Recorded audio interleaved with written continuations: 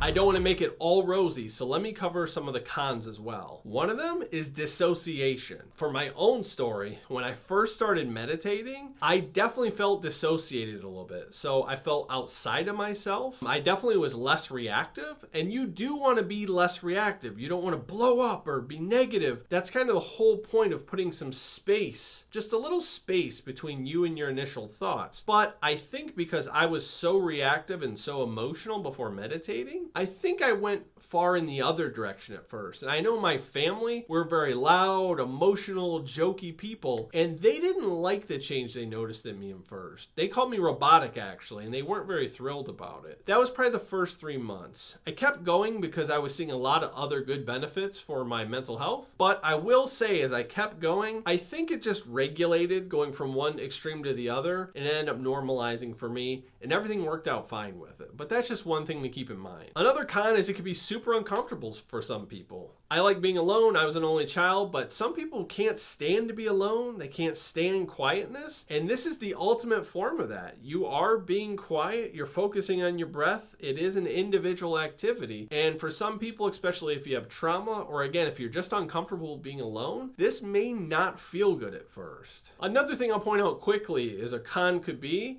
if you're an internal or external person. And by that, my better half, she really doesn't like anything medical. So like blood pressure, heartbeats, anything to do with physiology really bothers her. And if you're focusing on your breath, you are going to be focusing on the inside. So for those type of people, this type of meditation, mindfulness, might not work. There are other types of meditation, one being like a walking meditation. You should look into that. So there are other options. Also, lastly, honestly, it could be very frustrating for you. It was very frustrating for me at first. I know that for several weeks at least, I could not go 10, 15 seconds. I couldn't go 10 full breaths without something coming into my mind, whether it was mundane or negative or whatever it was. I was not in control of my monkey mind. And it seemed impossible to go 30 or even 60 seconds of just calmly focusing on my breath. It did happen eventually, but again, like a muscle, it took a lot of practice. But I could see at first definitely it being very frustrating.